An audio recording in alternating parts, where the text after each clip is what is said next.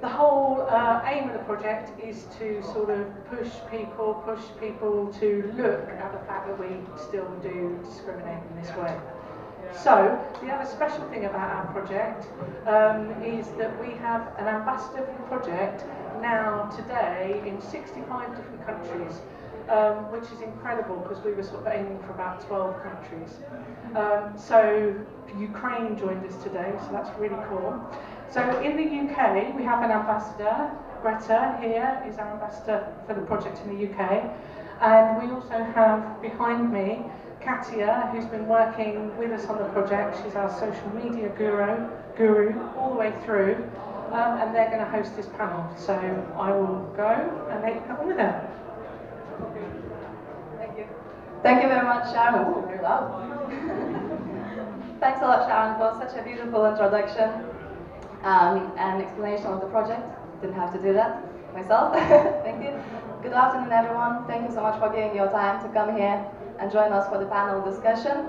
So as Sharon stated, the fact that we are here today, Katia, our dear, beautiful 6 guests, and nearly full room of you, there are things to be discussed, there are things to be spoken about. So we are going to touch many different topics. So we would like for you now to start thinking about your questions and the topics that you would like to discuss and bring to the table in the last part of the panel. Yeah? So yeah, Greta. So let's introduce our guests. You can see obviously their names and the companies related with the photos on the screen. So our first guest is Sandra Brookes from Lighting Design International. And you are the senior designer. You traveled the world to find the best place for design, and you found it in London. Our second guest is Knowles, and he is known as one of the biggest feminists in lighting industry. I would say so, yeah. Well, I mean, male feminists. There are many female feminists, but male feminists, I would say you're one of the biggest ones. Katia?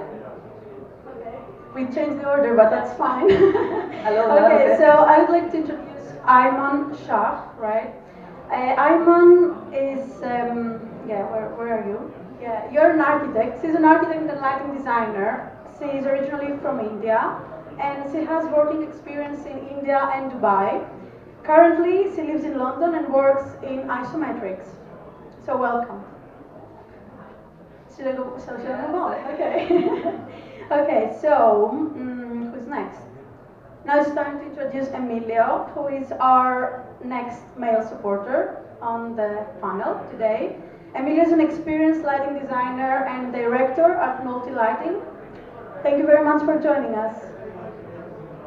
My final guest to introduce is Paulina Villalobos, lady.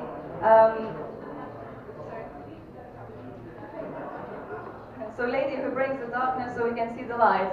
That's the description I gave to you. So you're a world-renowned designer, inspirational speaker, lighting, and you are director of your own lighting design practice, as well as the founder of NocheZero initiative. So thank you for joining today. Cool, and let's welcome our last guest. She is the one who brings the community together, the godmother, we want to say, with Greta. Jess Gallacher, yeah, cool. Jess is the Engagement and Communications Manager of ILP, the Institution of Lighting Professionals. So welcome, and thank you very much for joining. So we kind of already established that the purpose of today's panel is to kind of encourage all of you to seek, all of the females to seek for their goals, try to use this vast experience of our guests here on stage, and with that experience, see how we can approach the issues that we have and resolve it. So, not wasting the time, we're going to step into the question zone and start with, we will start with Sandra. So Sandra, you have studied and worked from Colombia to Europe, with the final destination for now in United Kingdom. So have you ever noticed any differences while studying or training between these different countries? Would you say that females are being trained differently in Colombia than they are being trained in Europe or United Kingdom? Thank you, Katia.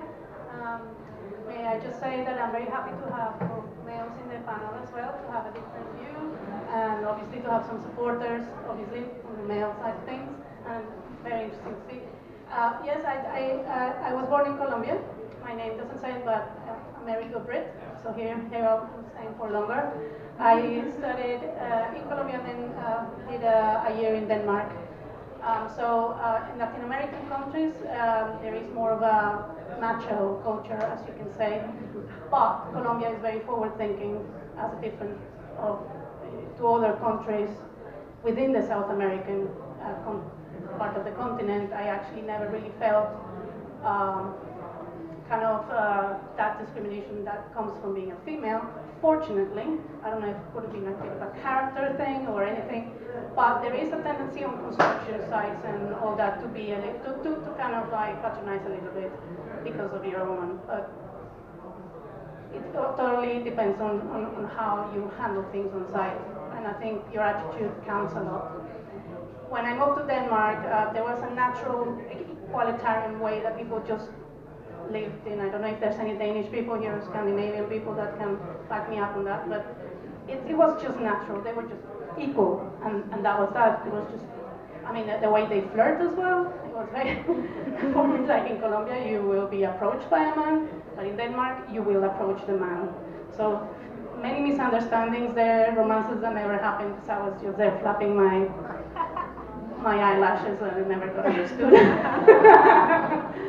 And then I came to England, and in England I found a different story. I don't know, I imagine some of you will be English, British, mostly English, or in England or in London mostly, because I wouldn't say Irish are the same, and I couldn't really account for Scottish, but I find that they were trying so hard to be equal, but I didn't really find that they were finding the right balance.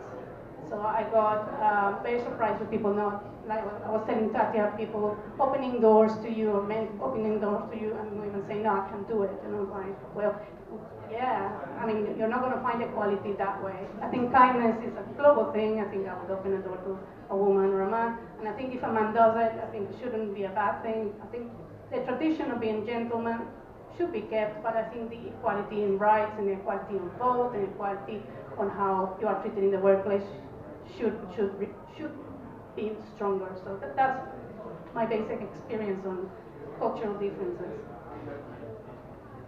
Thank you very much, Sandra. Really thorough, thank you. Just one more question. So, fine, you didn't find, Colombia back home being difficult to work.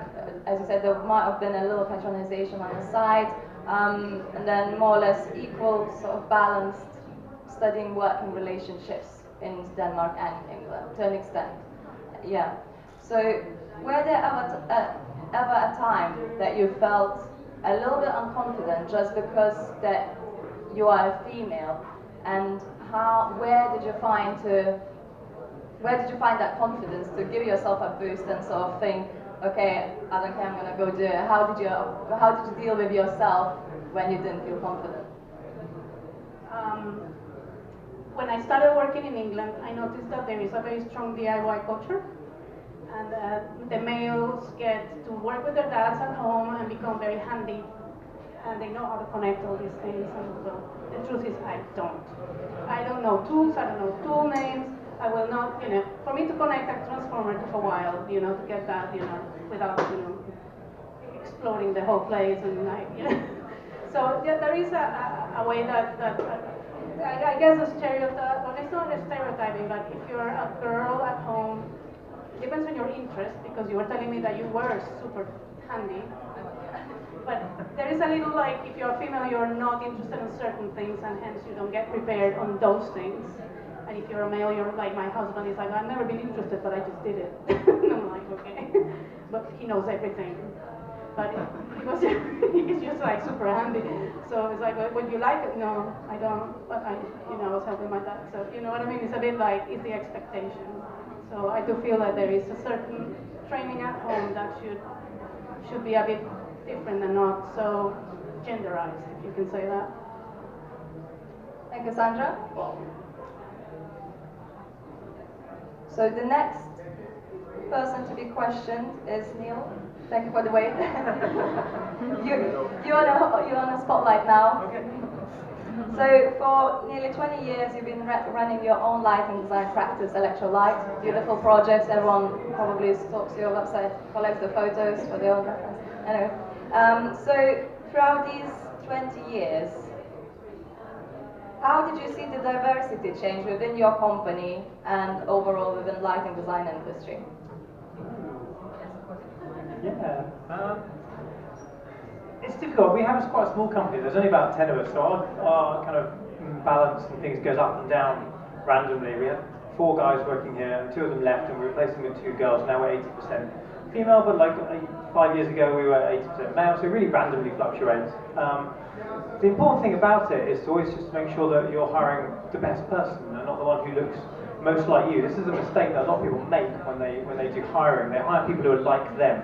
Like if you're a white, middle-class, educated public school boy, you tend to think that's good, and you tend to hire other white, middle-class, educated public school. It's a major mistake, and the reason it's a major mistake is because when something goes completely wrong, none of you will be able to cope. None of you will know what to do about it. If you're really diverse and really different, you have a massive range of different backgrounds. One of you will go, this is like that time when I was in there and did this thing, and you'll be okay. Yeah. So I deliberately hire people who are nothing like me.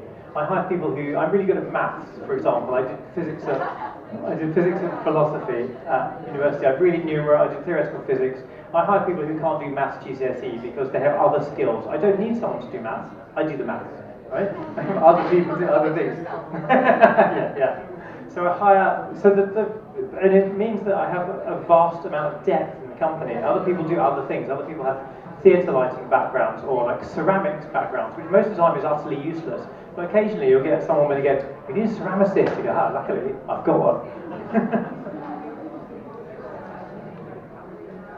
So, would you say diversity could be an issue? And is there ever a risk that too many diverse people within the practice could start causing clashes? And, for example, if you need to work on one project and people are a little bit too diverse working in a team, and it's just a little, I'm used to doing my way and this is your way, I don't like it. I don't know, something like that.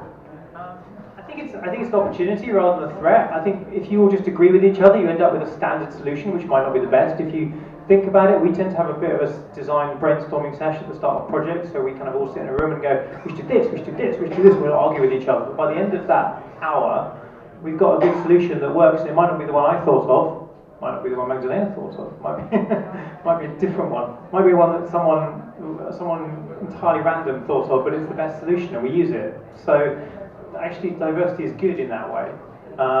You just have to make sure that you give everyone the chance to speak and that everyone is heard and that everyone is given attention, even though, and that's another problem that big organisations have, it's just ignoring people because of their background or their gender or their skin colour or something else stupid. So yeah, just listen to what people say and respect them for it, and then say, right, we all agree this is what we're doing. So it's not a threat at all, it's a good thing. Amazing, thank you. One more last question for you. So I said you're a feminist, but would you define yourself as a feminist? And when was the first time you have acknowledged yourself? Oh, I'm a feminist. I'm not answering this. Oh yeah, of course. So when was the first time, Mark? How did you come up with this thought? I don't know. I mean, I quite a strong mother, so she was really good. She was really, she used to work in the 70s, 80s, which is quite unusual in like a professional job. She's quite defined as to what she wanted. My first boss was a woman when I started in construction, which is actually quite rare.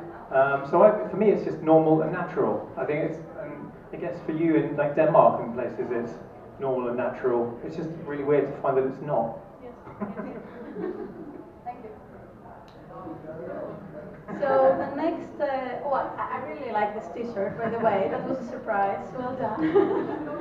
Yeah, we should all have something like that. Yeah, maybe Sharon can sort this out for the next panel. Where's Sharon? So yes, the next person we would like to ask some questions is Aiman. So basically, Aiman is also here because she did research about the project for women in lighting As far as I can see here, the brief was to gather some statistics that highlight representation of women in lighting conferences, associations, jury and editorial panels, and so on. So we would like you to talk a little bit about this, like what was it like to collect all this data, and were you questioned, like what is this all for, like what was your experience? Hi guys. First of all, really grateful to be part of this panel. Very cool. Nice to see being joined by men. So this was something that Sharon basically wanted help with in the Women in Lighting project, and it was my first time being in the UK, and I got in touch with her and she said, is this something you'd be interested in doing? And I was, honestly, I only got into it because I was curious, just for myself, to know what the industry is like. And luckily, she already had contacts from a lot of countries, like the ambassadors. So Guatemala, Australia, New York, Berlin. There were already people there who were so ready to help, because this is something that, you know, everybody's interested, as women especially. So because they were all women, I didn't really feel like they were not willing to give me the information. If anything, they wanted to do more, so which was a really great thing. But yes, I did find statistics, like Sharon said, jury members, mostly men. Board members in lighting associations, mostly men. The countries that I did find were really, really, you would say, quite balanced was Sweden, one of the countries where, if anything, there's more women in like editorial or like jury members. Even their board is almost like 50%, it's not less. But in most of the other countries, yeah, you will see quite a big difference in terms of the representation of women and men, so yeah. Okay, so following this one, apart from all the numbers and this quite of statistics that you had, what other gender bias do you see within lighting profession from female perspective? You're also a designer. Oh yeah, thank you, Greta. And yes, are there any bias towards male as well as female too? Yeah. So I honestly, as a lighting designer, I've only been in the industry for about 5 years now. And personal experiences, I think lighting design is one of the very fairly balanced professions, according to me. I used to work as an architect before that, and I can tell you that being an architect and being a woman is different, because there's just a different kind of mentality when you go on site, when you deal with contractors. Whereas in lighting design, I do find that it's a very well balanced profession. Of course, it can always get better, like for example the statistics. But in general, I think that the men in lighting design are there to support you, and all my colleagues that I've worked with, I've never felt that they look at me as somebody, you know, as a woman. Like that, gender is not a discussion. It's not. It's about what you can do and what you can't do. But like I said, I think it can always improve. And for men, I assume, I don't know. I don't know if men feel that there is a discrimination against them. But we all know how, like Sandra mentioned, that, you know, being handy is something that women are, you know, thought to have, like they're not supposed to be, or then there's a particular mindset to how women are supposed to be, whereas males can be aggressive and they can be like hands-on with stuff. So I do think product design is something, I discussed it with one of my colleagues, that in product design you probably find less females and more men, because it's more, you know, getting dirty with being in a workshop and things like that. So there's definitely a bit of a bias, especially being on site, but otherwise I do think that we're doing quite well. Yeah, that's great. And similar, the last question for you, is that similar to Sandra, your geographic experience in design is really amazing. As we mentioned in the beginning, that you have been working as well in India, I think. Yeah. India, Dubai, you did mention Saudi Arabia when we spoke, and London. So I would like us, to say some insights and lessons that you would like to share with all of us from this journey, like some key points, some key things. Now, I don't know if I have any insights. I can only speak like what I've personally experienced, and every country that I worked with, it's a lot to do with how the society is there. It's a lot to do with conditioning, according to me. There is a generational thing to the way men and women behave, you know, and Saudi Arabia, I'm going to start with that because obviously it's probably what everybody is interested in. I was there for 6 months working with an interior design. Basically, my parents have been in the Middle East for a very long time, and my parents were there. And I worked there, and this is very, well, not surprising, but it was an all-women company. So if we look at it like that, then it's like they are employing only women, which is a good thing. But it doesn't come from the fact that they're supporting women. It comes from the fact that society is made that way. So it's different. It's for different reasons. And then it was headed by a woman. Obviously, there were 5 of us working under her, which was great. But then you're discriminating against men. So it's like if a guy wants to work in the company, you say no to him because of whatever reason, you know, cultural society.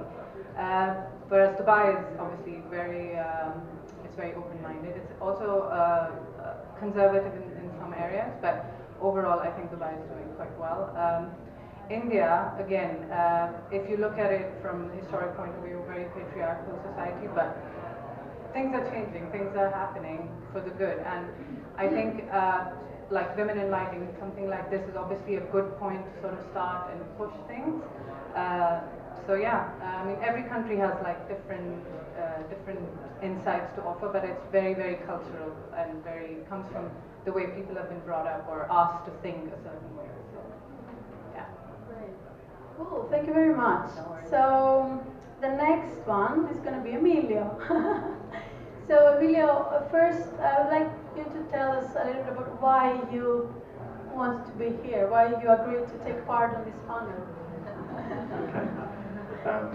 I think the reason I'm here is probably sort of testament to the fact that this movement's going through a bit of a tipping point. So I'm sort of as privileged as I can, I suppose, no matter how you look at it. So I'm more aware of it from reading articles, the podcasts I listen to, the things that I read, and through Sharon and Martin and sort of talking to them about it. And it resonated. And I think in our practice, there's probably 75% women, and yeah, I sort of realised that I've always had a female boss, and that there's lots of sort of positives that come out of that.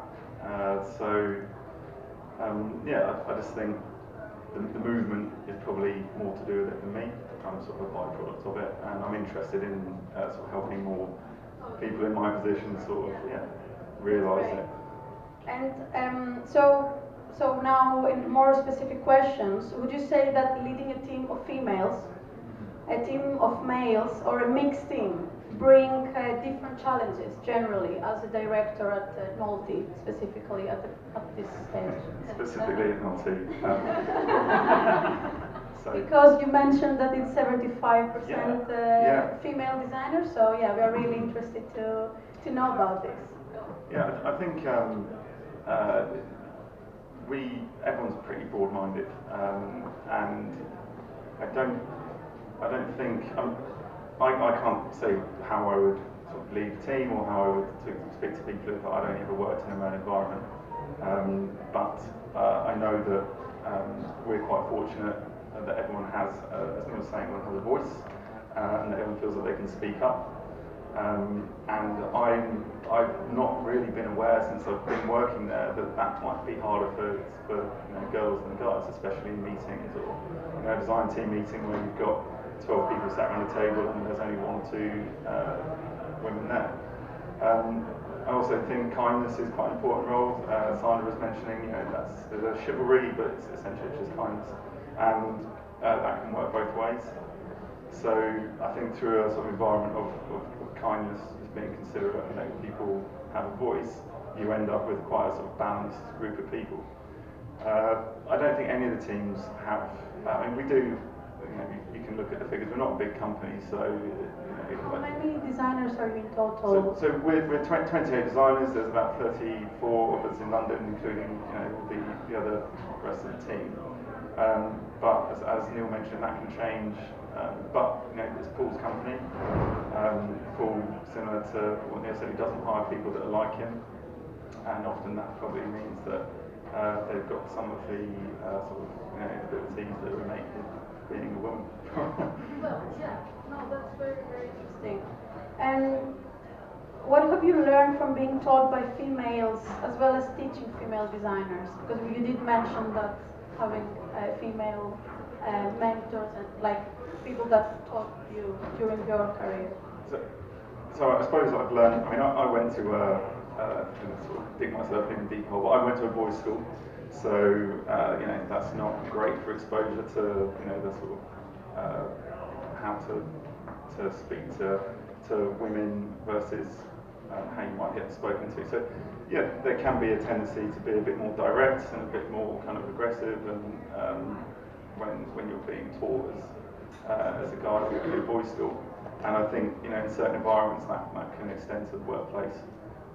So I suppose immediately finding myself under Aiman, when I started my first job in lighting, she's a very strong leader, but she got to where she was because she was supported as well, and I think that meant that she was nurtured.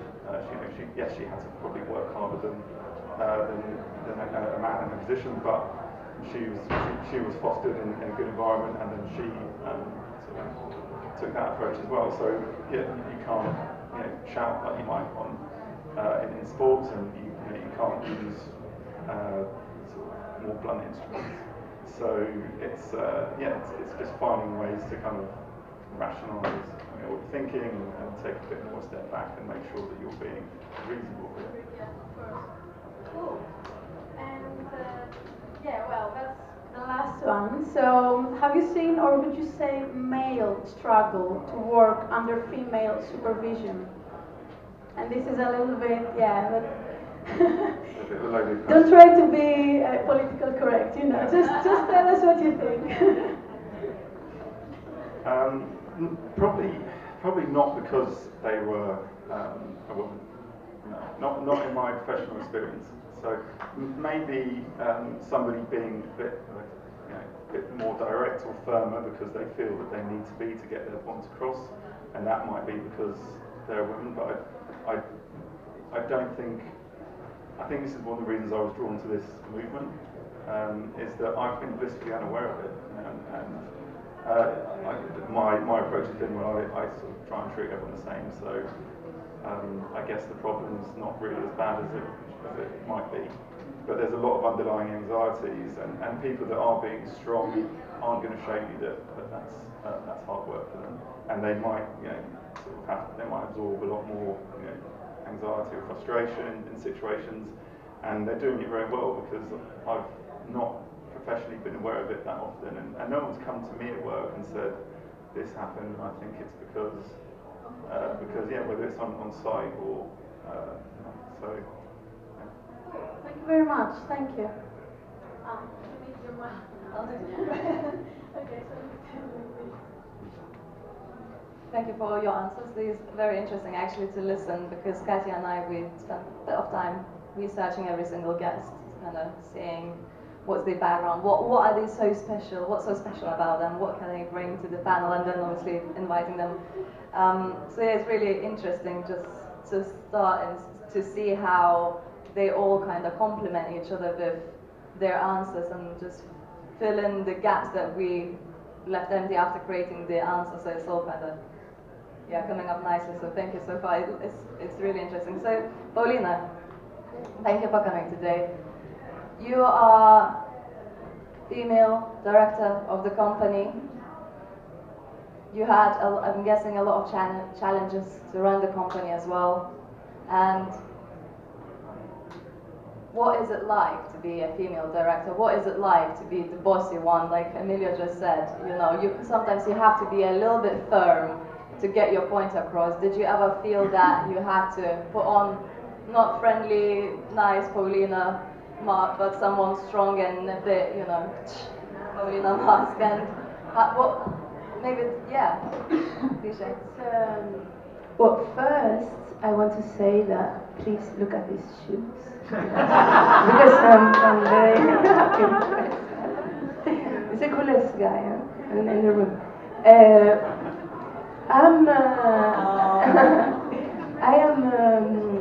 You know, first I want to start with something else because when I received the invitations to be a part of Women in Lighting because of some kind of discrimination, because this is a discrimination thing. And I started to thought about it. I said, I've never felt discriminated. I never even think about it. So I just run my company with a very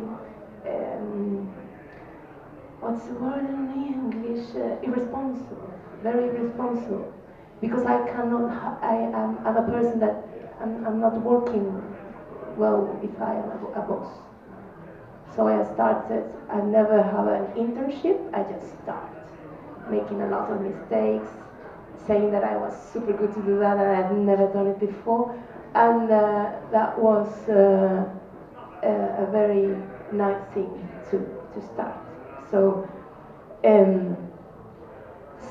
it's a thing when you're a boss, doesn't matter if a female or a male, is distance. And in that is more comfortable and it's more fun not to be a boss. It's more fun, but because when you're a boss, you're responsible, and then you make a distance because the things have to be there. So when I start, also I was young, and like 16 years ago. 16 years ago, so I have to be more tough. But I don't know if when the people that doesn't believe me, I never thought it was because I was a woman. I thought it was because I was too young, or some other kinds of discrimination that I live on and I know how to handle them. Because, for instance, in Chile there is a classism, which I think in Europe doesn't exist. And it's a very bad thing in Latin American countries in general. More or less, but it's this kind of classism. So I'm not a posh, background. So could be that. Could be some soft racism, because there is very soft. I've experienced racism in Europe, never here, but in Germany, for instance, and that is the worst thing because it's fear, and you don't know how to react. But the other ones, they know how to handle them. And so it depends on the type of discrimination. I have like a pool of tools. With this I will be tough, with this I will be, with this, I know where to leave the battle or don't get there. So, but in general, I don't care. I just do it. And I don't think about it, not because I am super brave, or because I can't tolerate to have a boss. I get really frustrated, I get sad, and I can work in cooperation with people, but I have experience, for instance. I started as an architect, but I was very young, like 23, 22, and then I have a boss, and sometimes you have to do things that you're not happy to do it, and that feeling is not nice. So when I started lighting design, I decided to just work in my own thing, and that's it. Thank you. So it's really interesting what you say about, I just do it, I don't think about it too much. If I feel it's right, I'm just gonna go and do it. So do you think that sometime, we have a saying in Lithuania, that's where I'm from, there is never one side guilty. There is always a bit of one side fault and the other side's fault. So maybe, can we say, for example, that the gender inequality, all the issues that we're discussing today about, it's also a bit of our own fault and maybe a bit of fault of the perception. Basically, my question would be, do females sometimes dig their own hole by overthinking things and just kind of... Maybe. I don't know, but maybe. You know, when also in Chile, most of the offices are run by women. I think 70% of the offices are 70% of the people working in lighting are women, and most of the offices are run and owned by women. And so it's, I thought, oh, Chile is super special. But I was in Argentina like a few days ago, and it's the same. Most of the offices and lighting designers are women and run by women. And in Peru it's the same. In Peru is the same. So I forgot your question. So is it sometimes, for example, I do that sometimes myself where I overthink things and it's really difficult and I cause the problem myself. So is the gender inequality or sexism sometimes women's own fault? Yeah, I was thinking about that because now I remember what I spoke about Argentina. Sorry, it's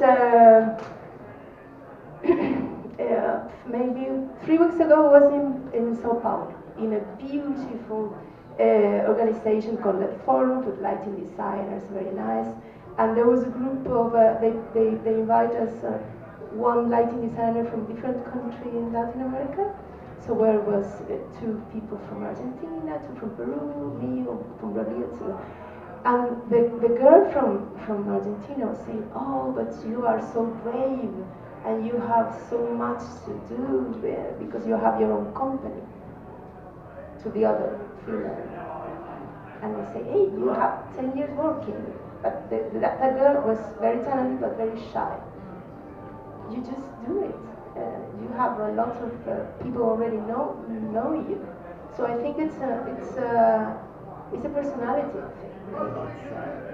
We get fear of doing something. Just do it. And also it's a question from me to you because in the UK, most of the studios are owned or run by women, or not? Aiman, would you like to? I don't know. So it's why? Because, and also, if you go with this prejudiced mind and say, okay, lighting design is about feelings and good taste and all these female-related things, not the construction, brutal work, it's about elegance and it's why not? So it's total. I also in Chile, even when they ask you for the job, they say, oh, we need an iluminadora. They already have it's a female thing, and maybe because it's the first women who start the business were 2 different women in the 80s. So that it's a female thing. Thank you, Paulina. I'm sorry I can't answer the question. I have to pass on to Katia now.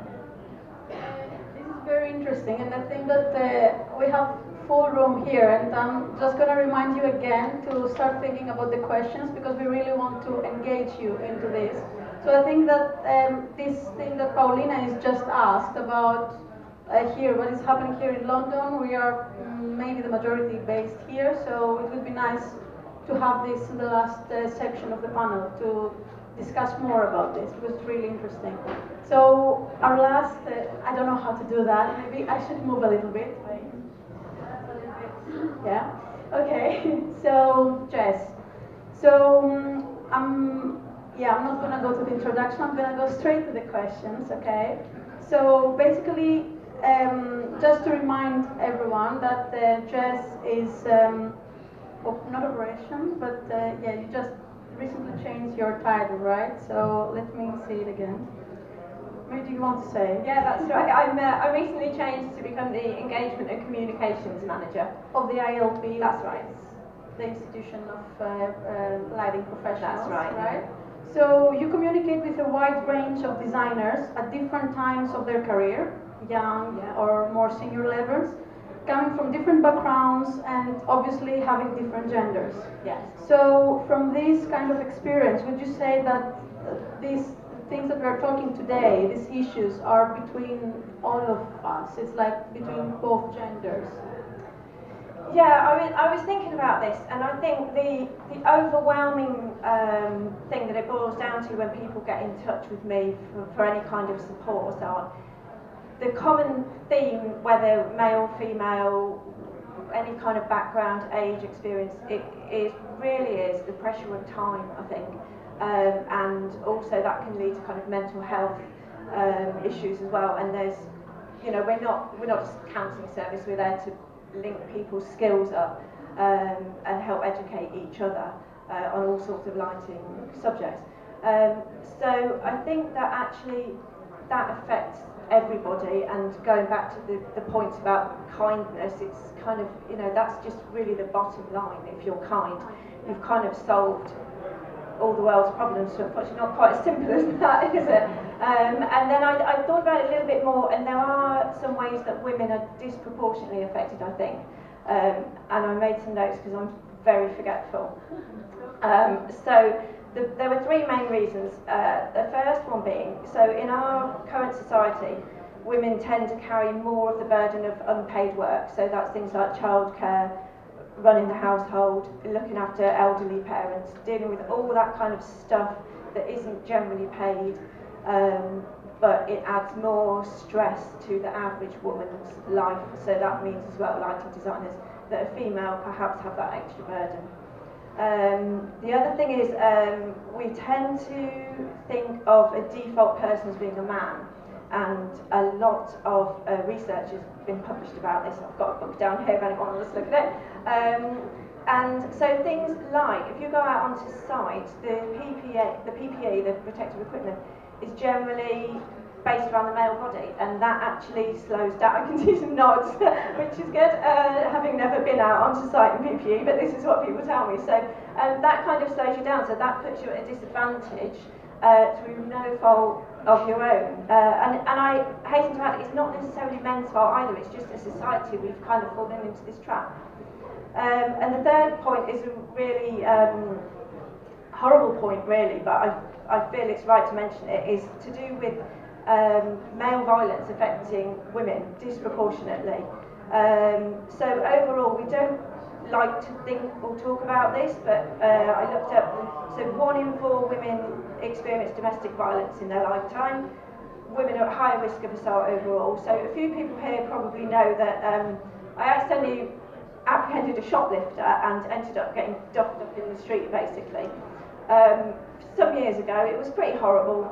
A couple of blokes were stood by and didn't intervene because they heard me shouting about my daughter because I didn't want her to run out to the road. And so they said, oh, she was talking about her daughter, we thought it was a domestic. So that's my sort of like tiny snapshot experience of what 1 in 4 women is, you know, appreciating. That means then, it does leave you kind of shook up. It left me from that one thing kind of a bit, oh, what's that man going to do now? When you're perhaps going to get in a car with a male colleague, you might not actually want to do that, and that's okay. You might not want to say, oh, I'm a vulnerable woman, but you're more likely to feel vulnerable because of these things. So you might not want to be the one that's out commissioning late at night in the dark, but that is part of the job. And what we need to do is not say, oh, the job's a bit difficult for a woman, but say, let's make the job inclusive for women, and let's build it in so that it's a safe way to work. Yeah, that's a great point. Following this, the question here is, has professionalism overtaken humanism? And yeah, this is quite, I feel personally from also the discussions that we had before, that this has to do a lot with what we are talking about here. Yeah, the thing is, I tend to deal with the institution of lighting professionals, and people get in touch with me because really all of the people that engage with us are the good guys. They're all the ones that are trying harder and trying to do their best for the world through lighting, but in general as well. Actually, to upgrade your membership, you have to demonstrate competence and you have to demonstrate that you comply with all these different ethical principles and practices. So actually, to be a good professional, you need to actually follow those principles as well. So I think actually professionalism contributes to humans. Okay, cool. Thank you very much. So should we move? Yeah, it's like we have 10 minutes. Well, quite well, because we are quite many, so we didn't know if we are going to manage to do the time. Yeah, so let's move on to the next phase, but let's keep it shortly, I would say, so we can have this engagement with the rest of you. Yeah?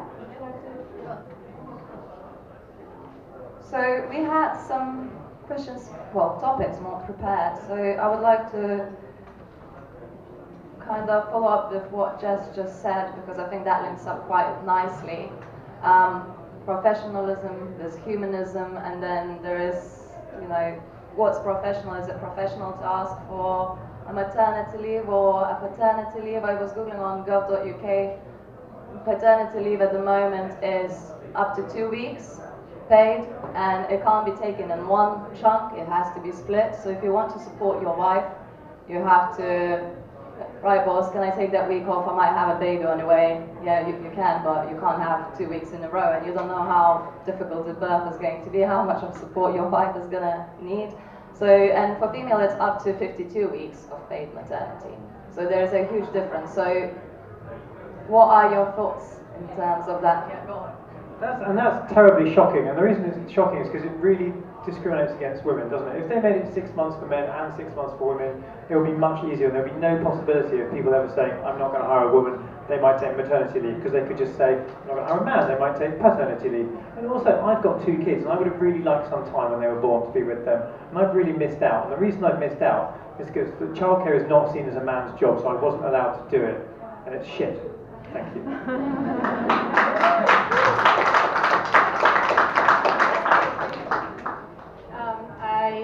I am a mother of one, and when I had my baby, I joined where I am working now as a freelancer.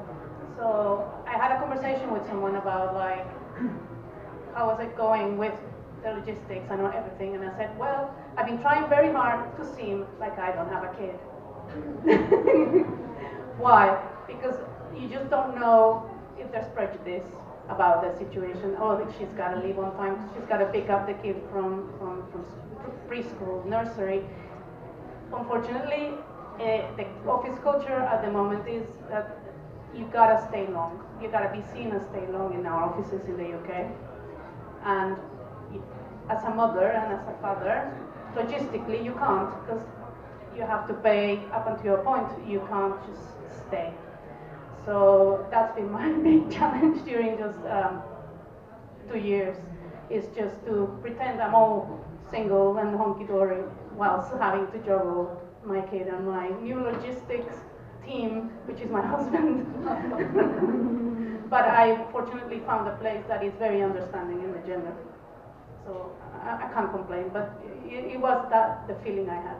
Thank you. Thank you.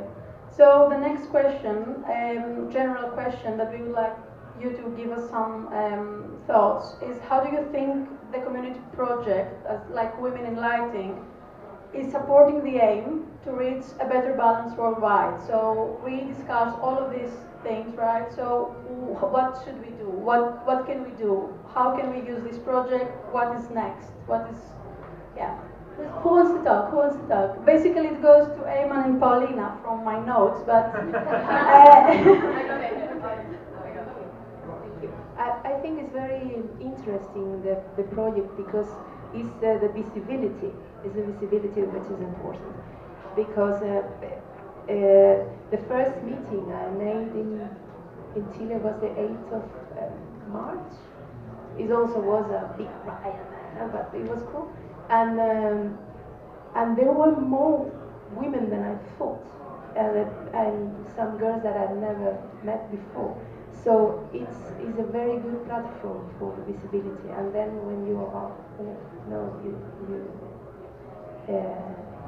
it's more courage to keep doing the things. So it's very important that the visibility thing. Community, I guess, that is creating. Of course. You feel that you have support. Feel that you can have friends in the industry and discuss. Yeah, And it's really interesting to to see this point from Chile and from different countries. I mean, personally, I'm really really inspired and really happy to see how this project is going worldwide in 65 different countries currently, and how these different communities have started to build. But would you like, Aiman, to say something about maybe your experience here, or yeah? Yeah, I think this panel here is a really good example of like getting people involved in something like this. Everybody here is very experienced, and the fact that I got a chance to speak is already a very good example of how women are supporting each other. So that's number one. Including males in a discussion, I think for me it is very, very important. If you're talking about balance, you have to include men. I think we spoke about this earlier as well, which is really good. And London, I mean, I've been here for a very short time, but I can already tell that there's a very good and strong sort of support for women in general. And in terms of what you can do better, I think it's just about what Paulina said. You just have to encourage people, and you have to, I think for people who want to join lighting, I think it's a very good platform to sort of tell them that yes, that you are inclusive, and that, you know, lighting design is a balanced profession. So, yeah. Thank you. And I guess the last one, before we move to the public, should be a question to our male supporters.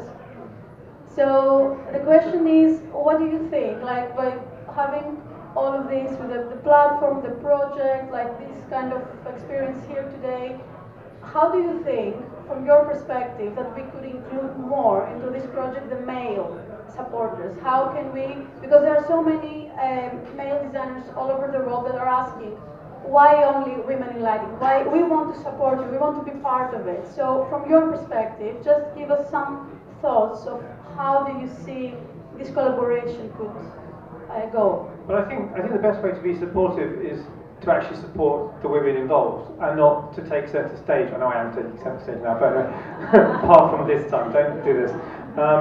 So if, like, for example, if you're asked to be on a panel or a jury for something, and I actually ask this, I say, how many women are in it? And if they say there's 5 guys, I say, well, no, I'm not doing it. And then I give them the name of Magdalena, one of my senior colleagues, and say, maybe you could ask her instead. And that sort of thing. It's like, or if you're in a meeting and someone consistently does one of those microaggressive things, like talks over the women and says, oh, or just copies what they say, just say, actually, let's go back to that. And I'm not going to let you do that. You know, it's you have to stand up for and be supportive for them. It's the sort of thing I kind of do naturally. I've been known to get involved in arguments on tube trains when people start racially abusing people, and I kind of like stand up and go, no, I'm not going to let you do that. That was scary, by the way, I don't recommend it. But that sort of standing up for people, rather than getting involved directly, just support and enable other people to do it. Thank you very much. Obviously, I would echo that. I think standing up for that sort of thing is difficult, and I think it's worth doing, and it's going to be a bit difficult at times. I think from another angle as well is to sort of promote the positives and to try and make more great number of men aware of the benefits of this sort of mutual, this collaboration. I say, if you don't think there's a problem and you think you're just going along treating everyone the same, and you don't know that there are, you know, better possibilities for paternity leave and, you know, the other ways to collaborate, then, you know, you're not interested. I think a lot of men instinctively just feel threatened by, you know, having to sacrifice some of their, you know, the time, their kind of innate authority, and, you know, that requires a bit of confidence to be able to do that. Thank you very, very much. So we do have like 5 minutes, but I'm sure that we can just get 5 more minutes. Matt, can we take some 5 more minutes? So we do have 10 minutes to discuss, right? So Greta, let's take the... Yeah, I don't know how we're going to do this. So, yeah, I just want to see the first person that is going to ask the question or just share something. Yeah, cool. No, I was just going to say I'll pass it. Oh no, he has a question. Yeah. Can I ask a question? Yes. Hi everyone, thank you very much. We talked about kindness and support and nurture. That's all great within the lighting practices and the wider design community. I'd like to hear about your experiences when you get to a building site. Can I just jump in this one a little bit? My recent experience on-site focusing museum last week, I was there from 8 a.m. till, in Dublin, from 8 a.m. till 5, 6 p.m. Around 4 p.m. I was like, there are 30 guys on site and I'm only a girl. And so it's like, what I was asking you, Paulina, it's like sometimes it's your own perception. So that's my experience. And again, in 5 years, that's my time in lighting so far. Didn't really have much bad experiences within building sites either.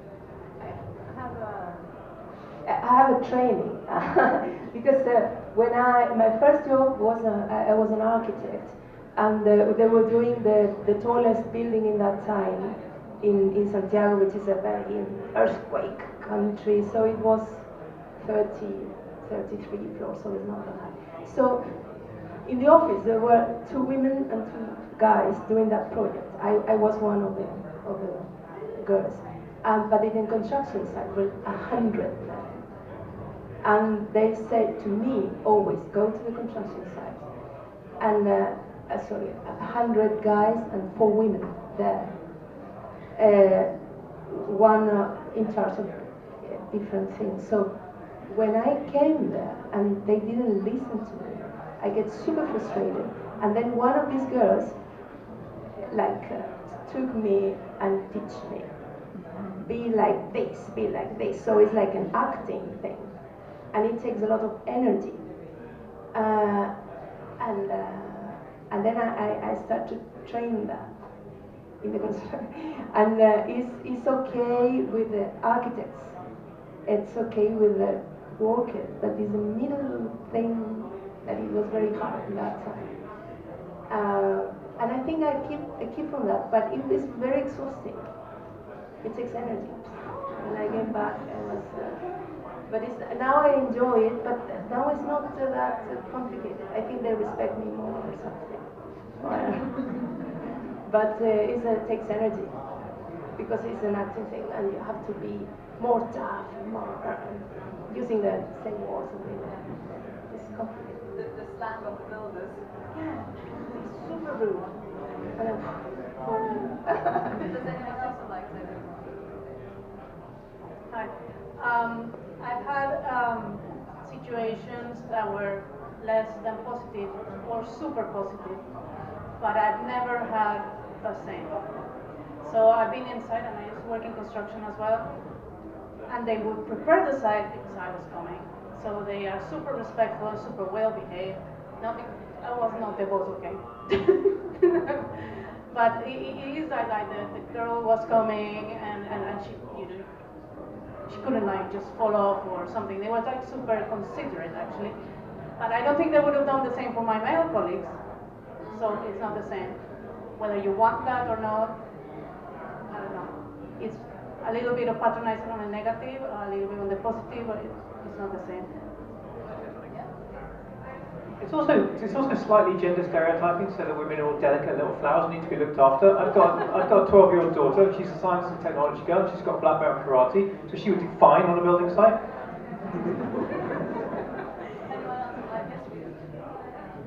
Just adding to what you just said about if you're on site and you're commissioning and you're on a ladder. This is something my colleague just told me 2 days ago. She was getting up on the ladder and somebody in the construction site was like, oh, be careful, or do you want to wait for someone?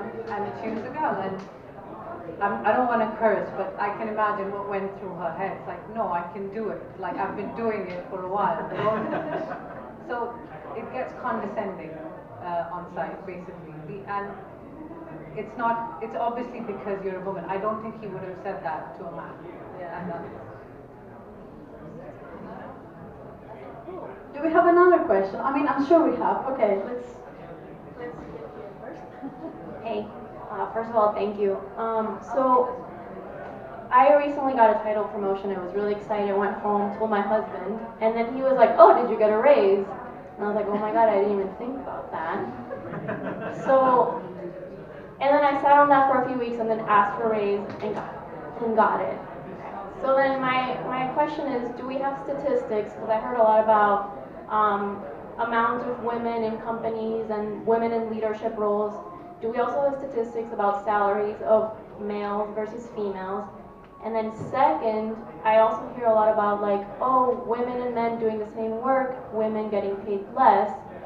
Do we think that that is also tied to the fact that, you know, I sat on it for a few weeks, didn't even ask? So like going back to the shy versus aggressive. Great question. Thank you very much for this. One of the easiest ways to combat this is just to publish your pay. We have an Excel sheet with everyone's salary on it in the office. You can just look at it. Everyone knows what they're getting, and everyone knows what everyone else is getting. And if you're getting less, you can just ask for more. And that's by far the easiest way to combat inequality.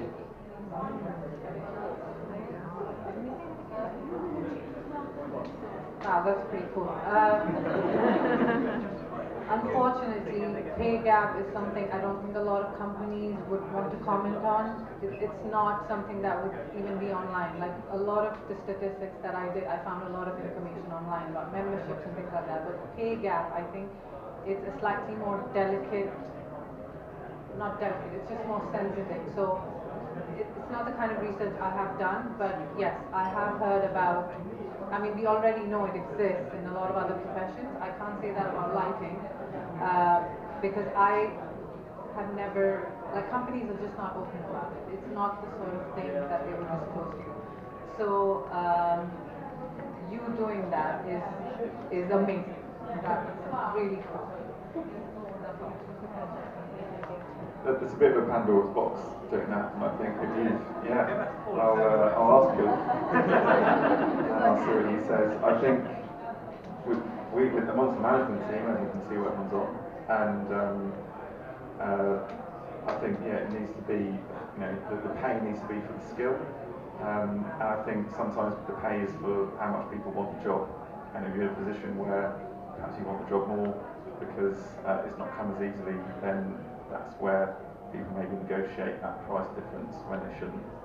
So yeah, it's a really interesting approach. Yeah. So that's the next Women in Lighting campaign then. Big up. Yeah, that's very interesting. And we have Sarah here. I see her. So yeah, you want us to stop, right? Yeah. Okay. I think. I would love it if you could count all day. Yeah. No, I think we can take 3 more minutes, right? That's one more question. One more question from public. Cool. Yes. Who has the question? Here. Thank you. Thank you. Thank you all for this nice little forum.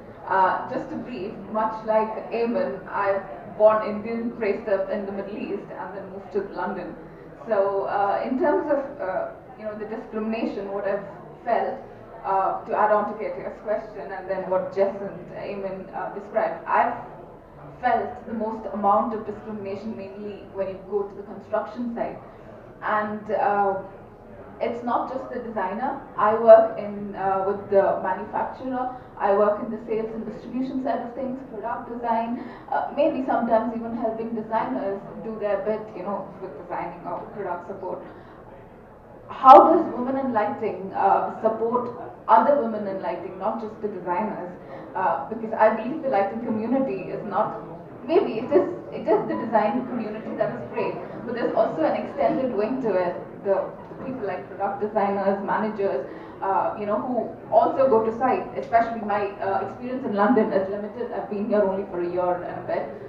But in Dubai, when I was working there for 6 years plus, I used to be there in mock-ups, and I've been on sites where I've gone at 3 a.m. in the morning to commission and things like that. And most of the time, like Sandra mentioned, you get a warm welcome, and people prepare the site for you to come in.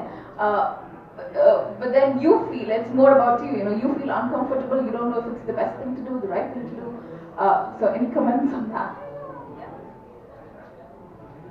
There's something I would suggest is have a look at the Royal Academy of Engineering, who do some really good work about diversity, equality, inclusion. So they do quite a lot about not just really lighting, kind of all kinds of engineering, but that obviously involves construction and so on. And I really admire what they do, so definitely have a look at them for some resources. Anyone else from the panel to add in? No? I would like to add in. So, such as training, for example, direct support from Women in Lighting project, in terms of support on site, there isn't anything as yet. However, most of the ambassadors that have profiles on Women in Lighting website, they have listed if they are willing to mentor or help and support you. So if you have any questions how to approach one or another situation, how to prepare yourself. Yes. The question was not, I'm very well versed with going to site. The question is rather, what can we do to newcomers into this field where, since it's women in lighting and not lighting design, can we make this forum a bit more open and include women in other sectors? And I always dealt with lighting, my 7 years, 8 years in lighting, it's always in lighting. So what can we do as a group to extend it not just to designers but to the other women in the lighting community? So thank you very much for the question. Of course, the project started actually less than a year ago, right? And it's growing really fast and really surprisingly going viral, can I say?